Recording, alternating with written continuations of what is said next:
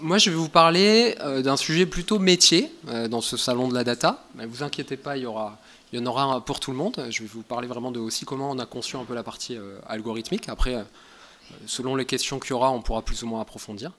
Donc, bref présentation. Moi, je m'appelle Lider Odette, j'ai fondé IO des Solutions. Nous, ce qu'on fait, c'est aider les entreprises à faire le lien entre leurs problématiques métiers spécifiques et les technologies autour de la data et l'intelligence artificielle.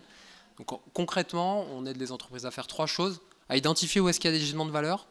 Ensuite, à concevoir les solutions qui vont répondre à ces enjeux identifiés. Et quand je dis solution, vous verrez, on en parlera plus en détail.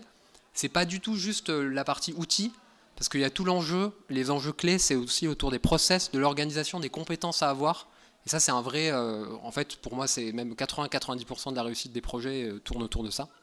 Et puis enfin, le pilotage et la mise en place des solutions qu'on a conçues pour nos clients. Voilà, en quelques mots.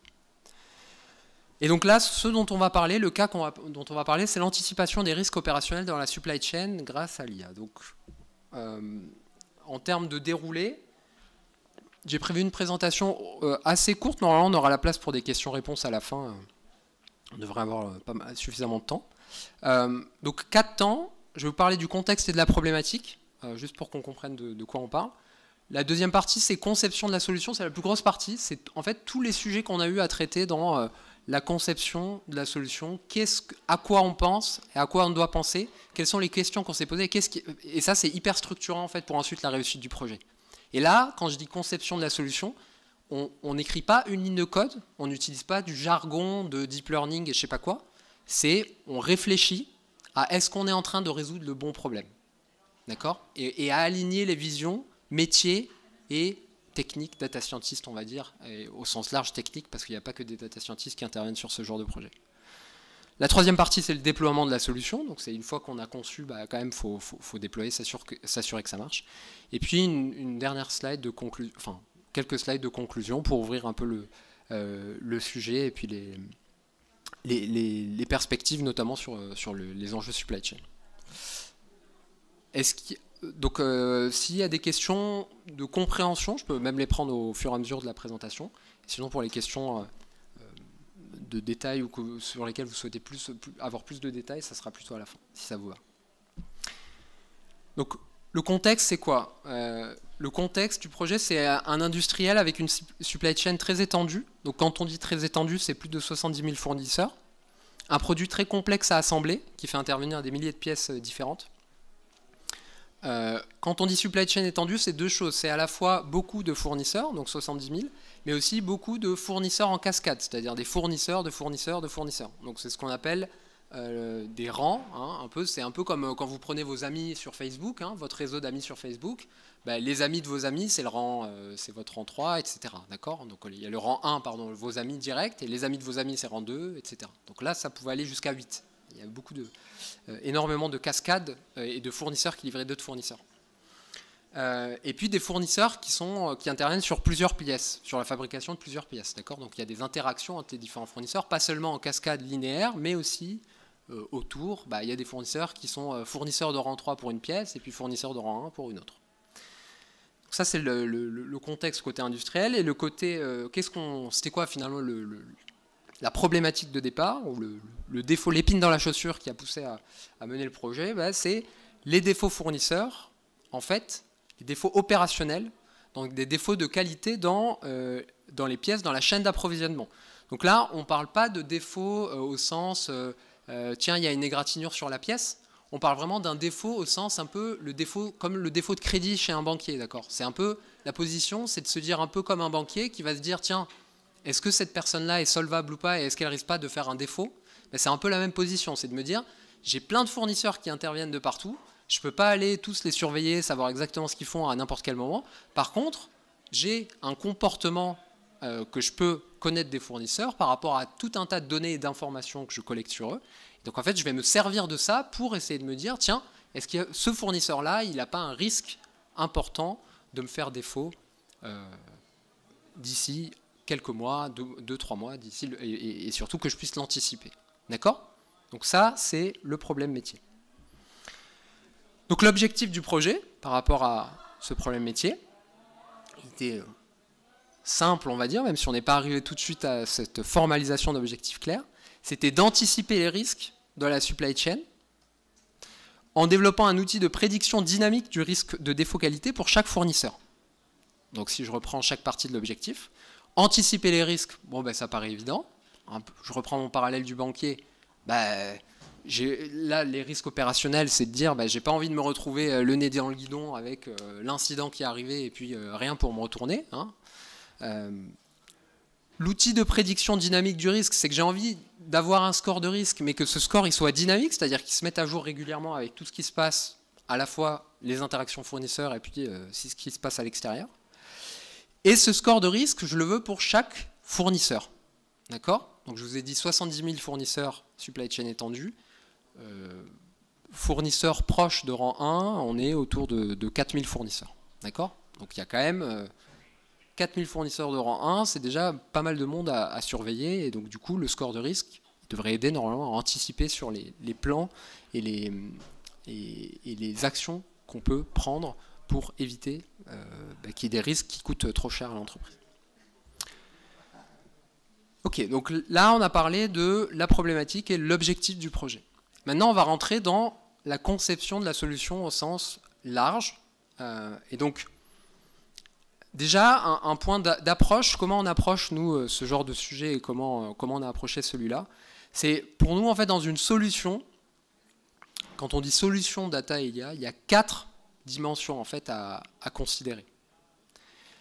Et en fait, ça, c'est des dimensions qu'on considère en phase qu'on appelle de cadrage. C'est-à-dire, en fait, encore une fois, on n'a écrit aucune ligne de code, on prend juste un tableau blanc et on parle et on s'assure qu'on pose bien le problème.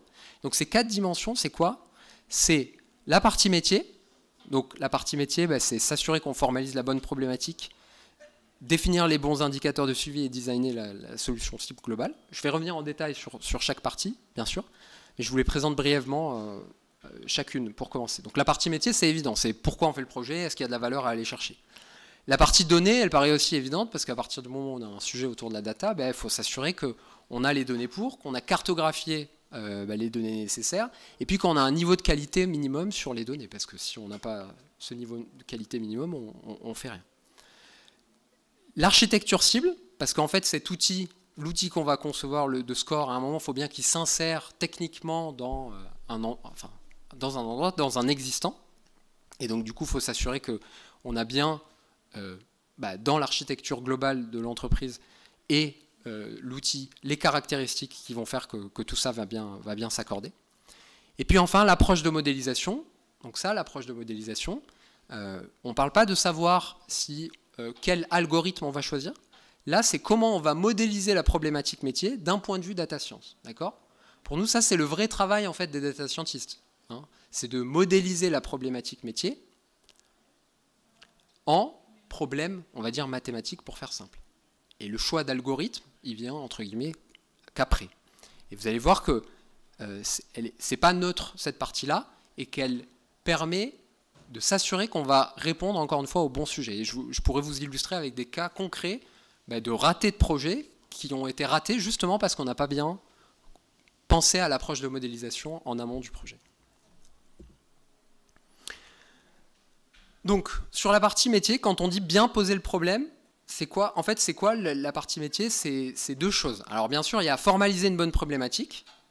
Ça, je vous l'ai un peu donné dans l'objectif.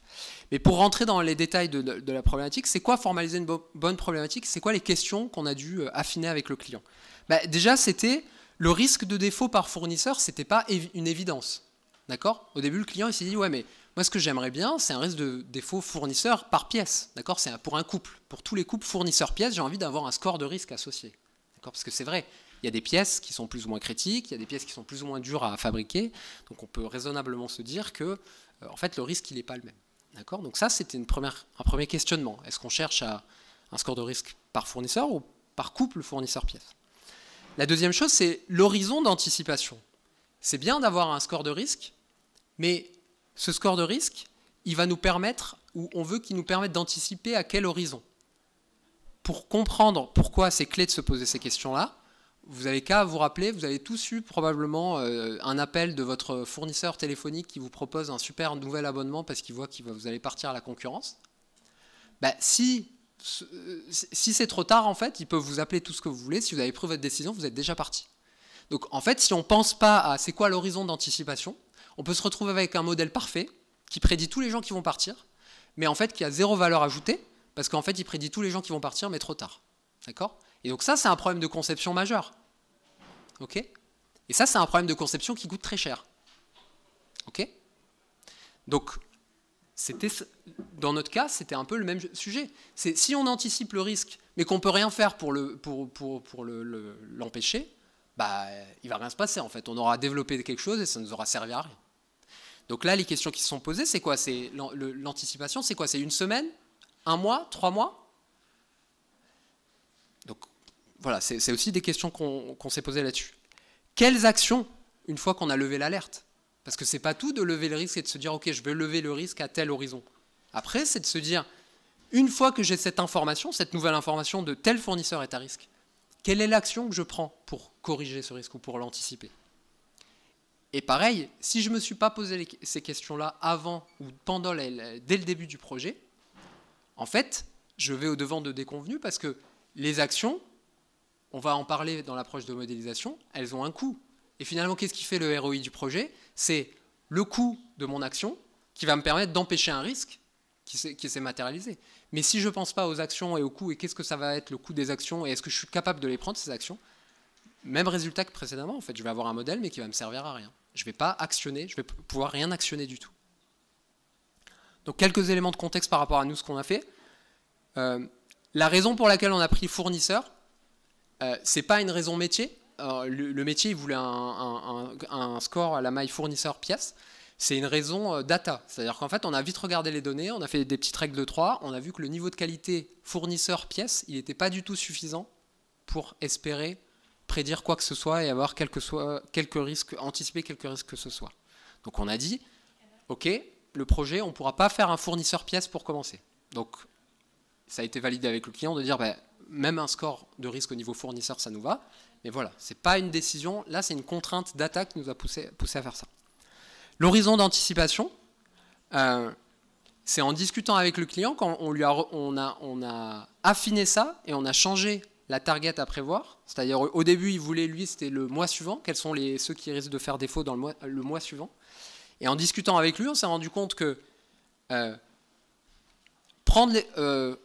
savoir que tel fournisseur va être à risque, mettre en place le plan d'action et voir les résultats du plan d'action, ça n'allait pas du tout prendre 1 mois. Donc en fait, 1 mois, c'était beaucoup trop court. Donc on est parti sur quels sont les risques à venir sur les 3 mois à venir. Forcément, c'est moins précis, d'accord? Parce que c'est plus dur de savoir les risques à plus long terme, mais c'est beaucoup plus utile, parce qu'au moins, je peux prendre des actions, et ces actions, je vais pouvoir avoir un impact réel et empêcher, in fine, les risques de se produire. Ça, c'est sur le problème métier. Maintenant, si je passe sur la deuxième partie, sur la partie la problématique en soi, l'autre point essentiel, c'est de définir les indicateurs de suivi de la performance. Qu'est-ce que ça veut dire, ça? C'est de poser des questions de bon sens métier. Alors, parfois, qui peuvent parler de bon sens, c'est évident, mais c'est quoi le coût global des défauts qualité, en fait? Alors, on parle de quoi? On parle de centaines de milliers, de millions d'euros, parce que pour valider la faisabilité ou l'intérêt du projet, c'est quand même clé. La fréquence d'occurrence des défauts qualité, on parle de quoi? 1 fois par mois, 1 fois par trimestre. Sur les 3000 fournisseurs, ça arrive combien de fois? Et le coût des actions correctives. D'accord? Donc ça, cette première étape, c'est, encore une fois, là, on n'a pas parlé tant que ça de data dans le déroulé. Là, c'était vraiment bien comprendre le problème métier, avoir les ordres de grandeur en tête et s'assurer qu'on a bien identifié les sujets importants et clés pour le métier. Une fois qu'on a fait ça, la deuxième chose à faire, toujours dans cette partie métier, et dans cette logique de solution globale et pas juste outil, c'est en fait de penser tout de suite au processus cible. D'accord? Le processus cible, c'est de dire, mais en fait, cet outil qu'on va développer, ces nouvelles façons de faire, ça va ressembler à quoi, d'un point de vue métier? C'est un peu, dessine-moi le processus de demain, quoi. D'accord? Là, le processus de demain, c'était un nouveau processus. Alors des fois, on refond un processus. Là, pour le coup, c'était nouveau.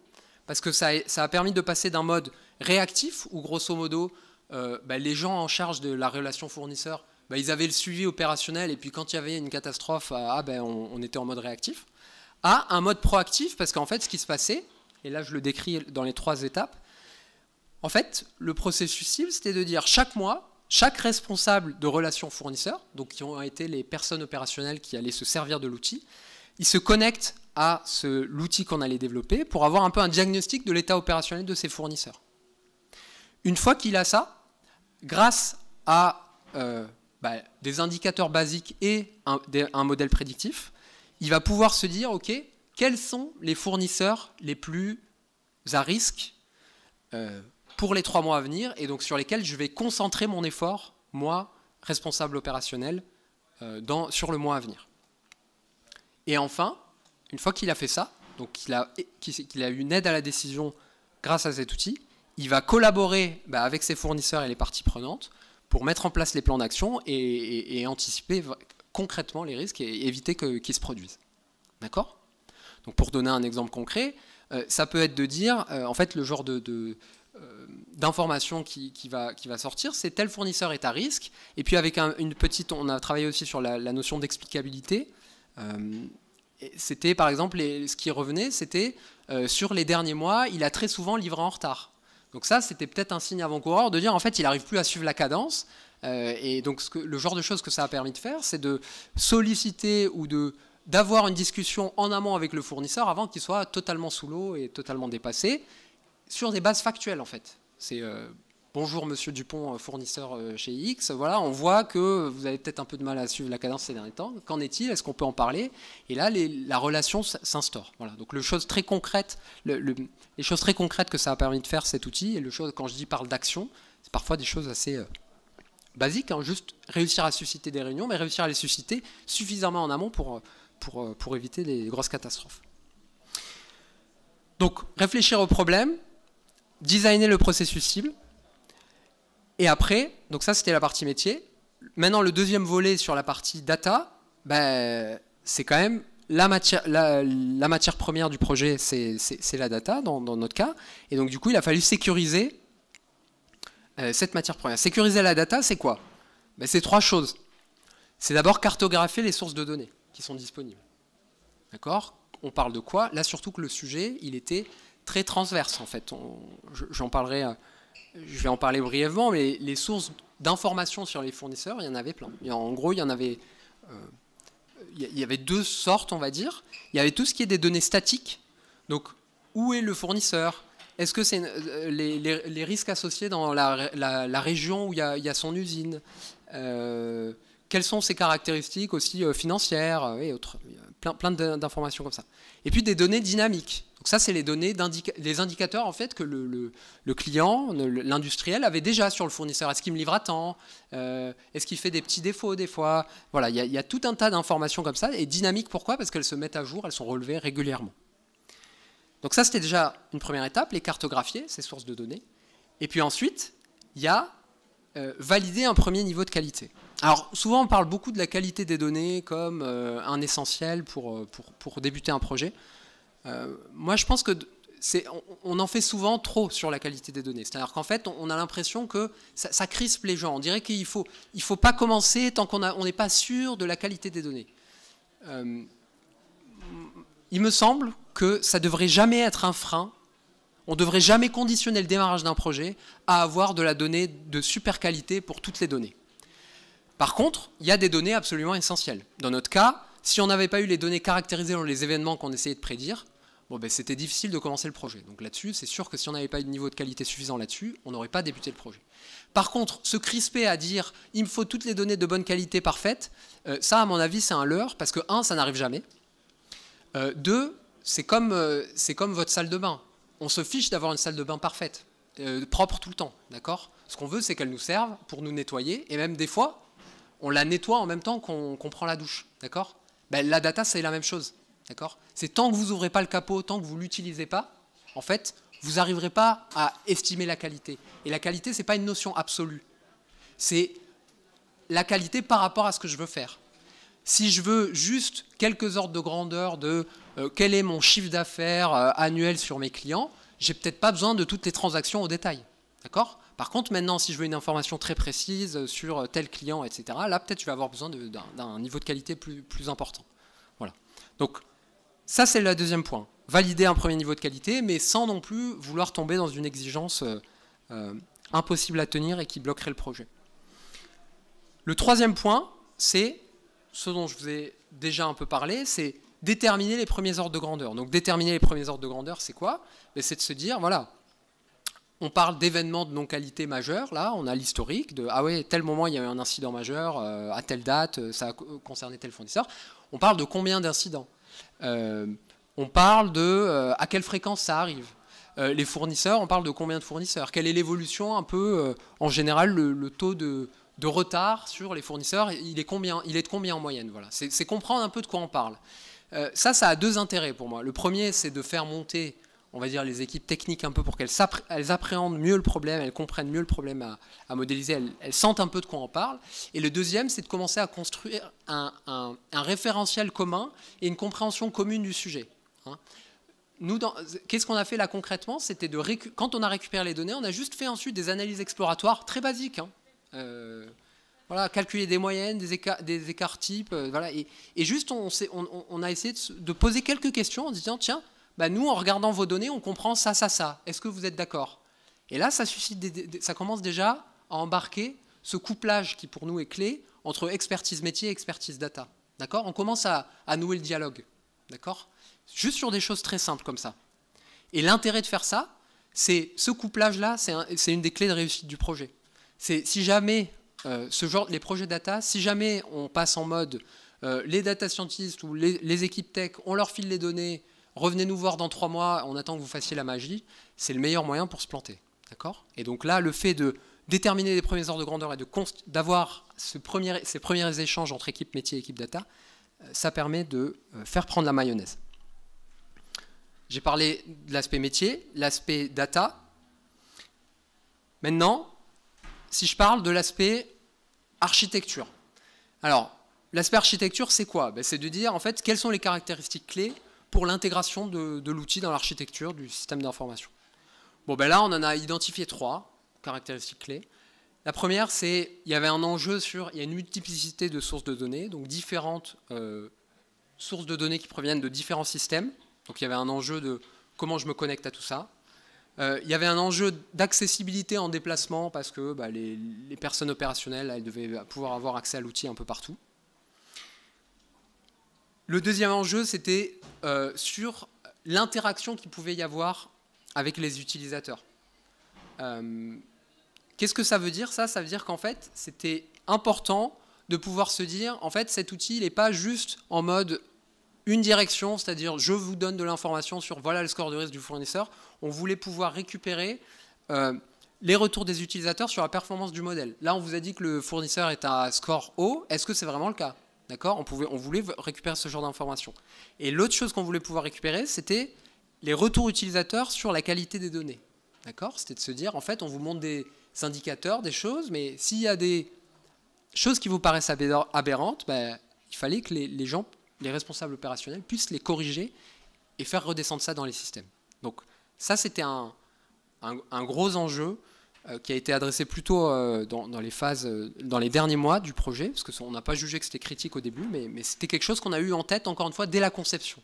Hein, l'important de la conception, c'est pas de se dire on va tout traiter, c'est juste avec une vision systémique, holistique de la chose, de s'assurer qu'on a bien compris les forces qui vont et les obstacles qu'on va avoir face à nous.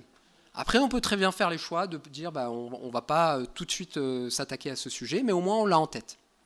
Et la dernière caractéristique, c'est ce qu'on pourrait. Alors j'aurais pu utiliser un buzzword, dire tout ce qui est autour de ce qu'on appelle le MLOps ou autre, mais en gros, c'était de dire en fait, on veut tester des choses, on veut expérimenter, et donc pour faire ça, il y a la nécessité de pouvoir construire des modèles de data science, bien sûr, mais surtout de pouvoir sauvegarder des versions, tester différentes approches, voir un peu ce qui marche pas sur les différentes versions de modèles entraînés.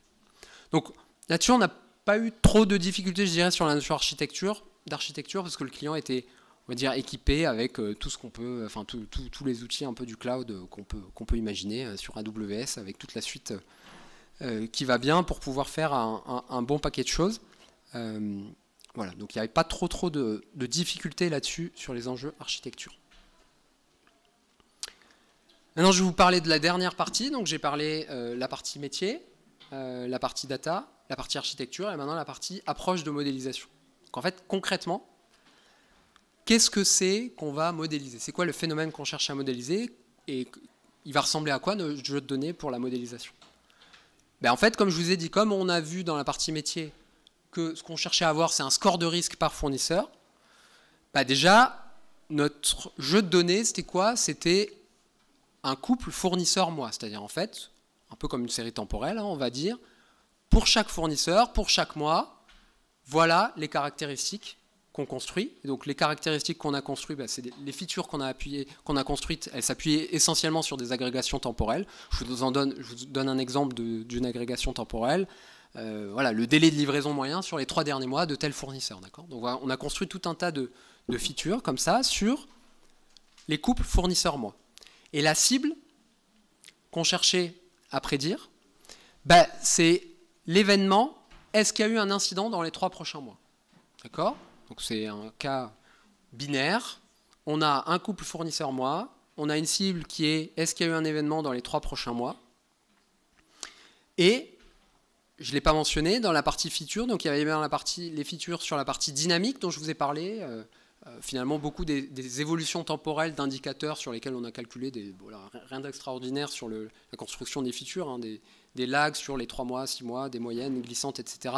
sur ces caractéristiques-là. L'idée derrière, c'est de capter en fait des signaux faibles avant-coureurs sur telle ou telle variable qui aurait une relation avec la matérialisation du risque.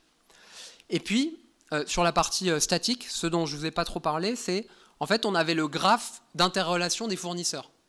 Donc ça, la notion, l'idée derrière, c'est de dire qu'en fait, si je sais quel fournisseur travaille avec qui, quand j'ai un mauvais fournisseur qui fait défaut très souvent, probablement qu'il impacte négativement la performance des suppliers autour.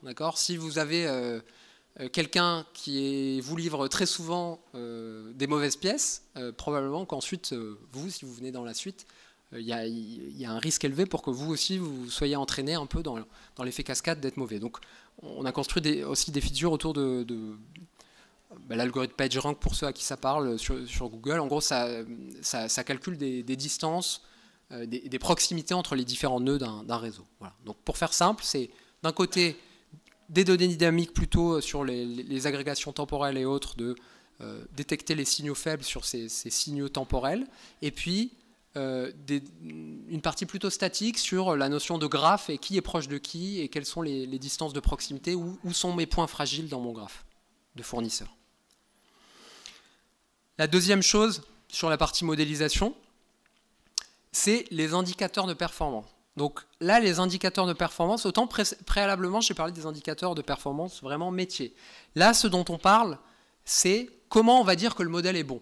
D'accord ? Alors ça peut peut-être paraître évident à certains d'entre vous, mais en fait, ce n'est pas du tout une question, à mon sens, qu'il faut balayer d'un revers de main. Déjà parce que, en fait, sur un cas de classification binaire comme ça, on peut se dire, ok, qu'est-ce que je prends en fait comme indicateur de performance? Et comment je vais faire comprendre au métier, c'est quoi un bon modèle, d'accord? Parce que si vous arrivez avec... alors vous allez me dire le F1 score c'est pas si compliqué, mais même le F1 score, je vous assure que faire comprendre ça à des opérationnels c'est pas simple, d'accord? Donc je sais pas si vous avez déjà essayé, mais si vous arrivez avec votre F1 score et vos scores de data scientist, ça va pas marcher, d'accord? À part leur dire mon modèle est bon, ils vont vous regarder et puis ils vont pas pouvoir vous challenger.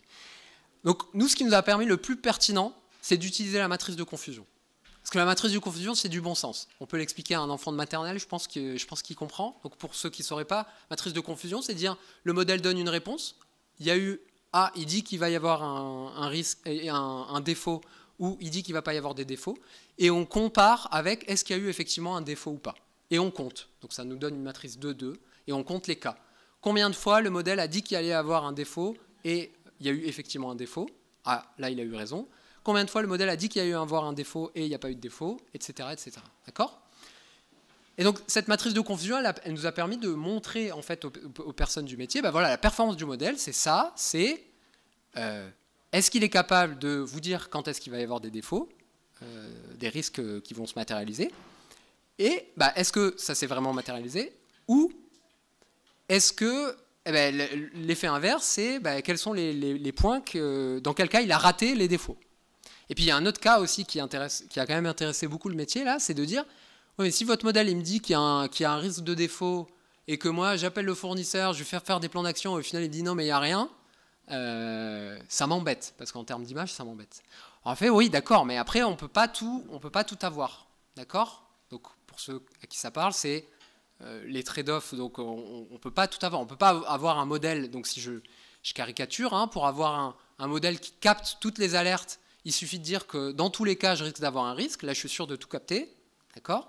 Mais là, c'est comme votre alarme à incendie, elle va sonner systématiquement dès que vous faites bouillir de l'eau, et à l'opposé, si vous ne voulez pas avoir trop de fausses alertes, vous risquez de mettre un niveau de seuil bas et du coup d'en laisser passer certaines. D'accord ?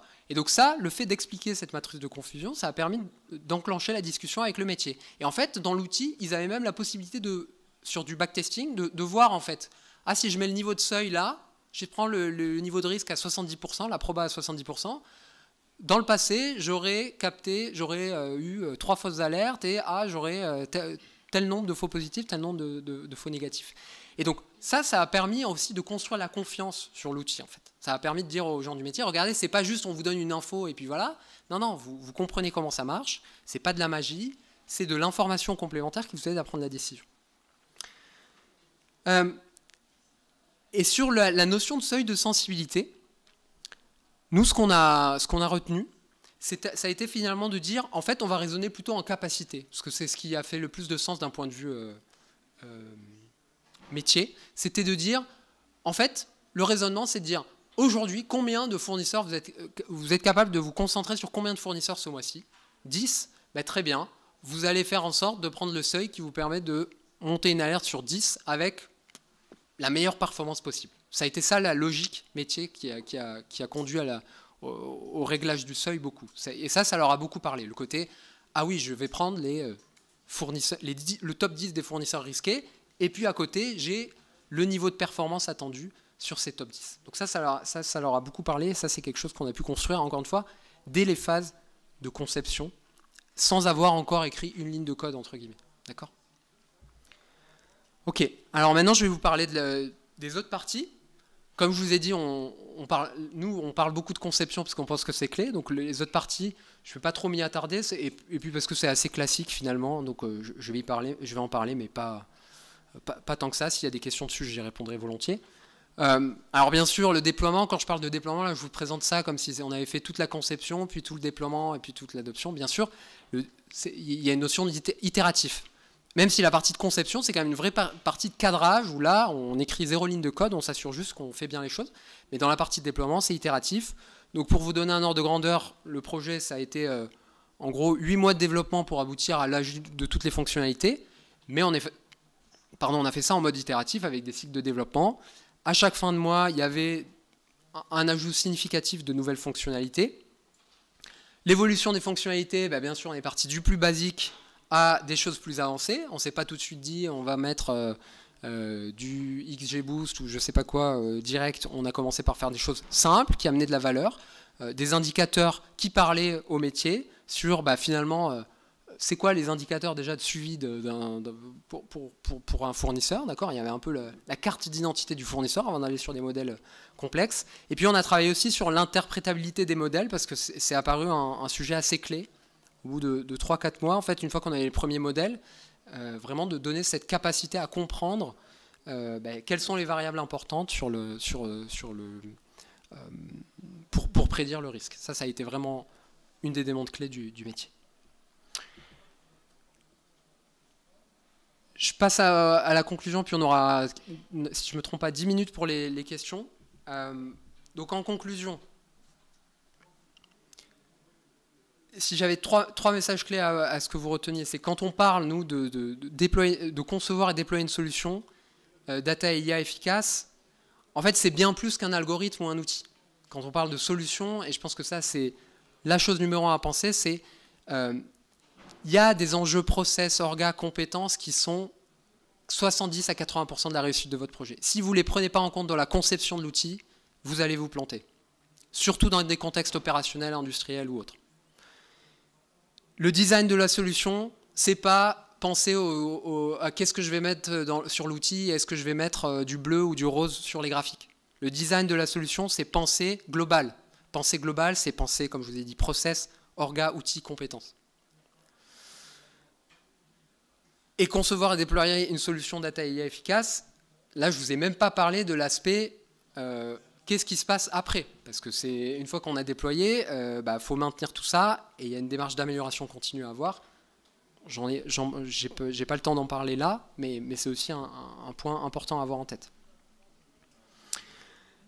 Sur la partie, pour conclure là, sur la partie plus supply, nous on voit vraiment les cas d'usage sur la supply chain, ils sont vraiment très nombreux. En fait, pour nous, le parallèle, c'est un peu les équipes supply chain, ça devrait être un peu comme des équipes marketing en fait. Aujourd'hui, les équipes marketing en B2C, en B2B, elles sont hyper équipées en termes de data, il y a même des data analysts parfois dans ces équipes. Et aujourd'hui, quand on voit le niveau de maturité des équipes supply chain, c'est aujourd'hui, enfin vraiment, nous, on pense qu'en termes de maturité, il n'y a aucune raison que ça ne rejoigne pas, parce que c'est des problématiques où il y a énormément de data, c'est des décisions à prendre, c'est de l'adaptabilité à avoir en permanence. Et il n'y a pas de raison que, quelque part, la data, ça doit vraiment rentrer dans le quotidien opérationnel de ces équipes-là. Et on en est encore malheureusement loin. Le deuxième point, c'est, pour que ça soit un levier de performance, la data IA, il ne faut pas trop en demander à l'IA. En fait, ce n'est pas le coup de baguette magique et ça marche. C'est vraiment le couplage des expertises métiers et data. Donc ça, je pense qu'on le répète, mais jamais assez. Couplage, vous avez vu ce que ça veut dire, c'est dès la conception, on embarque tout le monde. La conception, tout le monde peut y participer. La conception, c'est pas comment on va coder notre outil. La conception, c'est réfléchir à qu'est-ce que ça va faire et comment ça va le faire. Bien sûr, partir des fonctionnalités basiques avant d'aller sur de l'avancée. Sur la partie modèle, essayer de partir de choses simples et ajouter progressivement des sources de données. Ce dont je ne vous ai pas dit, c'est le niveau de qualité, ce n'est pas un bloquant, mais par contre, c'est une contrainte forte sur le delivery du projet. Nous, ce qu'on faisait, c'est en fait, on se disait, OK, ces données-là, on les a, on sait. On va essayer d'avoir le plus de pouvoir prédictif avec qu'on peut. Mais en même temps, on avait un peu de temps, c'est un peu comme de temps. Il y a le temps de, on délivre la fonctionnalité avec les données qui sont prêtes, et en même temps, on pense au coup d'après, c'est quoi les données sources qu'il faut qu'on récupère et qui nous intéresseraient le coup d'après. Et dans les sprints, on avait à la fois des phases dites de vraiment de delivery et d'exploration, en fait. Et les phases exploratoires, c'est un peu comme au poker. Vous mettez pour voir les cartes. Là, c'est pareil, on disait on met pour voir la qualité des données, est-ce que vraiment elles sont là? Si c'est pas là, on essaie de faire en sorte de voir si on peut les corriger pour les intégrer au sprint d'après, et si c'est pas le cas, tant pis, on ne peut pas les utiliser. Et le dernier volet, c'est travailler sur l'interprétabilité des modèles. Je pense que ça, c'est un élément vraiment clé, et de plus en plus, au-delà de... C'est vraiment pour construire la confiance avec l'utilisation de l'outil et cette aide à la décision. Et je conclurai là-dessus, juste avec un chiffre, donc c'est d'une étude Gartner. Les décisions opérationnelles en logistique, ils estiment que 25%, ça sera pris d'ici 2025, délocalisé, c'est-à-dire en fait avec tout ce qui est connectivité, automatisation, en fait les décisions elles vont se prendre de plus en plus opérationnellement, très proches des opérations, donc c'est-à-dire les collaborateurs. Et donc du coup, ça veut dire qu'il faut être en mesure de traiter sa data et de construire les outils pour prendre les bonnes décisions. Et puis, la pyramide de la maturité data. Donc en gros, c'est de dire, qu'est-ce que je suis capable de faire avec ma donnée? C'est pas quelque chose de absolu sur toute l'entreprise. C'est-à-dire, c'est pas, je fais d'abord tous les tableaux de bord imaginables, juste les indicateurs, et puis ensuite je vais à l'IA une fois que j'ai fini tous les indicateurs. C'est... Il y a des cas d'usage sur lesquels on peut vite monter en maturité parce qu'il y a du ROI à aller chercher avec des choses complexes. Et il y a des cas d'usage sur lesquels il faut rester basique et aller chercher des choses simples qui amènent de la valeur et laisser le processus, les équipes maturer progressivement pour aller vers des choses plus complexes, entre guillemets, qui amènent plus de valeur. Voilà, j'en ai fini et normalement on a quelques minutes pour des questions, si vous le souhaitez.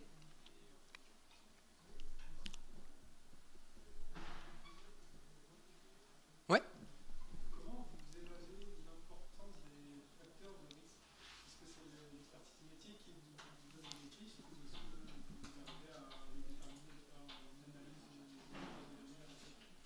Ouais, c'est une très bonne question. Donc, pour les gens qui sont en ligne, je la répète, peut-être, je ne sais pas si tout le monde a entendu. Comment on évalue l'importance des facteurs de risque? En fait, je vous répondrai, c'est encore une fois, c'est un peu les deux.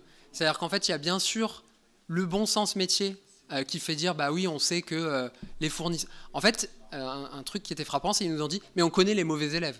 En gros, ils connaissent voilà, les mauvais élèves évidents. Il y en a, ils les connaissent, ils savent que machin, voilà, ils livrent une fois sur deux. Donc, il y a du bon sens métier. Et donc, du coup, ça nous incite sur, ah ben, on va aller chercher telle source de données parce qu'on pense que ça a du pouvoir prédictif par rapport à ce que la personne dit. Et puis, il y a aussi une partie plus data, je dirais, parce que l'intérêt de ces approches-là, c'est quand même les effets croisés. C'est pas forcément, on les voit pas forcément à l'œil nu. Et donc, du coup, on s'appuyait pas que juste sur le bon sens métier pour aller chercher les données pertinentes. Donc, c'est un mix un peu des deux. Donc, je dirais qu'il n'y a pas de... On n'avait pas de règles à proprement parler. C'est un peu à tâtons, en faisant encore une fois avec les données qu'on avait, les retours des métiers, et puis bah, la partie expertise sur effectivement regarder très concrètement l'expertise data, c'est de regarder un peu quand je fais le groupe des mauvais élèves et le groupe des bons élèves sur telle caractéristique, est-ce que je vois un lift important ou pas, voilà, des choses comme ça, quoi, des choses de bon sens de data, mais voilà. Donc un mix un peu des deux, quoi. On n'avait pas de recette miracle, malheureusement.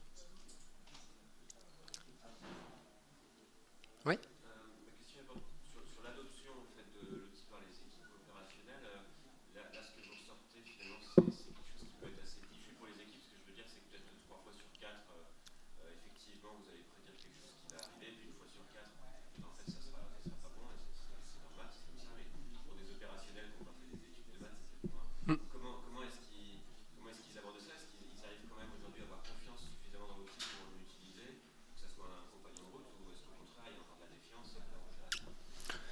C'est une très bonne question. C'est effectivement sur la défiance et l'adoption utilisateur. J'ai envie de dire, c'est pas juste.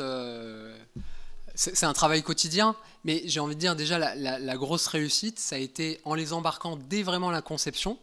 Ça a été de les entendre dire, par exemple, ah ouais, celui-là, on l'avait pas vu venir. D'accord. Et là, quand vous avez ça, là, vous avez gagné quand même un peu, quoi. Hein. Parce que là, ça, c'était un gros gain. Après, pour vous répondre comment on s'y prend. Je pense que la clé, c'est justement de ne pas vouloir juste livrer le modèle, de ne pas trop en demander à l'IA. C'est un peu ce que je dis, c'est de ne pas se dire, ah ben voilà, il y a le score de risque, maintenant, vous prenez les 10 plus risqués, puis ça va marcher. Non, le fait d'entourer, de penser vraiment outil en disant, en fait, sur l'outil, en fait, je ne peux pas vous le montrer pour des raisons de confidentialité, mais il y a des aspects de carte d'identité du fournisseur. D'accord. Il y a toute une centralisation en fait, de ces données déjà qu'ils avaient nulle part. Donc, il y a vraiment ce côté, c'est pensé pour qu'ils disent, ah ouais, ce fournisseur-là, il est à risque, je peux cliquer dessus, j'ai les détails. Ah tiens, tel indicateur, je n'avais pas vu. Enfin, il y a vraiment un côté plus aide à la décision que automatisation d'une procédure de risque. D'accord. Je pense que ça, c'est vraiment clé. Donc, pour vous répondre, je dirais, c'est ça. C'est de vraiment montrer que c'est une aide à la décision, même si c'est de l'IA, en fait, c'est de l'aide à la décision. Enfin, même si c'est de l'IA ou on l'appelle comme on veut, mais c'est de l'aide à la décision. Et c'est pas là pour vous déclencher une procédure automatique de contrôle. Non. Et je pense que ça, si on était arrivé comme ça, c'était le meilleur moyen de se planter parce que si on leur dit, bah voilà, vous contrôlez cela, là c'est le meilleur moyen pour qu'ils, ça marche pas. Voilà. Donc je pense que c'est vraiment ça le point d'adoption clé. Ouais. Sur l'amélioration continue, vous êtes capable aujourd'hui d'enregistrer les opérations réalisées par la supply chain par rapport à vos élèves pour pouvoir réentraîner votre modèle dans le futur? Ouais, alors ça c'est un des gros enjeux. En fait, l'enjeu c'est de dire, je caricature, mais si le modèle est bon, il n'y a plus jamais d'incident de défaut. Donc il y a l'enjeu de, en fait, il faut labelliser. Ah ben là, on a empêché un risque, sinon le modèle apprend plus. Donc oui, ça on peut le faire maintenant. C'est manuel, mais ça se fait. Ouais. Vous arrivez à bien cartographier à quel degré d'intervention on a sur la supply chain, si c'est efficace, pas efficace? Alors, comme je disais, nous c'est une aide à la décision. Donc l'enjeu, c'est de dire, ce qui est important pour nous, c'est comme c'est un outil d'aide à la décision, c'est de les responsabiliser sur, il faut nous remonter quand vous avez effectivement détecté quelque chose et que vous avez vraiment pu l'anticiper. Donc après, comme tout, hein, on est tributaire de les embarquer là-dessus. Mais si vous voulez, la mécanique technique, oui, elle a été mise en place. plutôt sur la fin, encore une fois, mais oui.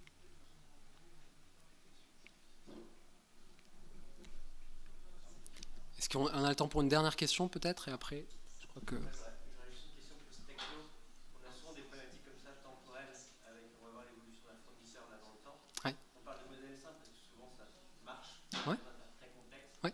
J'imagine que derrière c'est peut-être du GLL, donc du Random Forest. Ouais. Est-ce que vous avez étudié tout ce qui était réseau de neurones avec du LSTM, Alors, de la mémoire? ouais. C'est ça ma difficulté. Alors, là... Personnellement, c'est difficile déjà de l'expliquer. Et puis après, c'est pas forcément ça qui marche. Ouais. Alors moi je suis un... Pour avoir une longue discussion, mais pour le coup les réseaux de neurones, opérationnellement, il y a très... Enfin, je ne vais pas dire aucun cas, mais pour moi, pour vous dire non, on ne l'a pas du tout testé. Et ce qu'on a testé là, c'est... on a commencé par une régression logistique pénalisée, très simple. Régression logistique, c'est hyper interprétable, ça s'explique bien. Et après, effectivement, des gradients de boosting pour aller chercher des choses un peu plus complexes. Mais grosso modo, on est resté autour de ça, et surtout, nous, on croit beaucoup au travail des features, quoi. C'est l'algo, on s'en fiche un peu en fait. Est-ce qu'on a bien compris le problème? Est-ce qu'on a bien, on a bien poncé la donnée, la construction des features pour faire un truc qui fait du sens d'un point de vue métier, qui a du pouvoir prédictif, quoi. Donc voilà, pour vous répondre, nous on n'a pas regardé les réseaux de neurones. Je pense pas que c'était pertinent là, et je pense pas que ça soit pertinent dans beaucoup de cas, hormis les cas classiques, images, etc. Voilà, je pense que beaucoup de hype autour de ça, mais qui a, de mon expérience, la complexité a toujours un coût, et j'ai pas vu beaucoup de cas où la complexité amenée entre guillemets par le réseau de neurones en termes d'interprétabilité, après même de débugage, de comprendre ce qui se passe, valait la peine entre guillemets. Voilà.